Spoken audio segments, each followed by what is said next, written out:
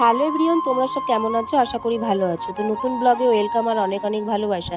আজ হচ্ছে বিশ্বকর্মা পুজো। সবাইকে জানাই প্রীতি ও শুভেচ্ছা, ছোটদের জানাই অনেক অনেক ভালোবাসা। তো আমি ব্লগটা এখান থেকে স্টার্ট করছি। ঘুম থেকে উঠে দেখি আমাদের পাশে একটা মিল আছে, তো ওখানটায় পুজো হয়ে গেছে, বিশ্বকর্মা পুজো। তো সেখানে মানে ব্রাশ ট্রাশ করেই চলে গেছি প্রসাদ আনতে। তো প্রসাদ আনার পরে সকালে টিফিনে আমরা খেয়ে নিলাম ডালপুরি।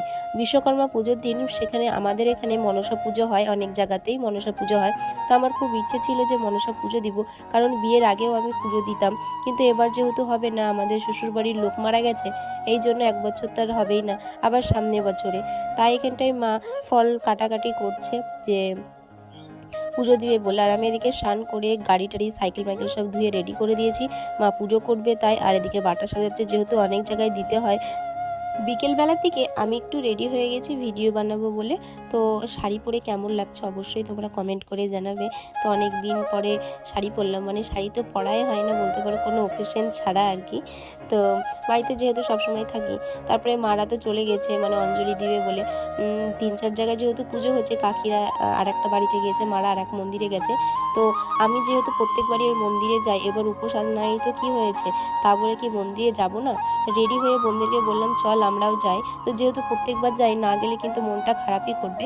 তো আমরা সব রেডি হয়ে আমরা বেরিয়ে গেলাম। আর এদিকে বৃষ্টি হয়েছে, একটু কাদা কাদা দেখতে পাচ্ছ। আর এখানটায় দেখো মাকে তো দেখতেই পেলাম না, গ্রিলের ফাঁক দিয়ে একটু ভিডিও করে নিলাম। আর কত লোক, অলরেডি পুজো হয়ে গেছে, অঞ্জলি টঞ্জলি দেওয়া কমপ্লিট। আমরা লাস্টের বেলায় গিয়েছি, যেহেতু বাটা দিচ্ছিলো এই জন্য দাঁড়িয়েছিলাম, মানে নাম ধরে ধরে ডাকছে, দাঁড়িয়ে থাকতে হবে, কারণ কাকিরা জেঠিরা অনেকজনে যদি দিয়েছে, এবার এক একজন না নিয়ে দাঁড়িয়ে থাকলে তো হবে না। এবার সবাই আমরা যেহেতু একসাথে আসবো, তার জন্য দাঁড়িয়েছিলাম। আর এখানে আমি ভিডিও করে নিচ্ছিলাম। আর এত লোক হয়েছে কি বলবো, আমার একটু ভিডিও করতে লজ্জা লজ্জা লাগছে। আর দেখো চিনি রানী দেখছে আর হাসছে। আর এখানটায় দেখো এই বোনের বাটা নেওয়া হয়ে গিয়েছে।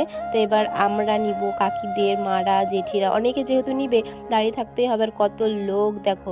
আর ঠাকুরের মুখটা তো ভালো করে আমি দেখতেই পেলাম না, তাই বলছি যে এলাম যখন, মায়ের দর্শনই করতে পারলাম না ভালো করে, কিন্তু গ্রিলের সাইড দিয়ে একটুখানি দেখেছি মাকে। তো আর পুজোর সময় কি জানো তো, তোমার হচ্ছে কি, এই পুজোর পর পর এই বাড়িতে একদিন খিচুড়ি, ওই বাড়িতে একদিন খিচুড়ি, তোমাদেরকে সবটাই শেয়ার করব। বেশ ভালো লাগে, মজাও লাগে, তোমাদেরকে আস্তে আস্তে শেয়ার করব। এই ব্লগে পুরোটা হয়তো বলতে পারবো না, মানে দেখাতে পারবো না, কারণ হচ্ছে অনেকটাই লং হয়ে যাবে, এই জন্য পরের ভিডিও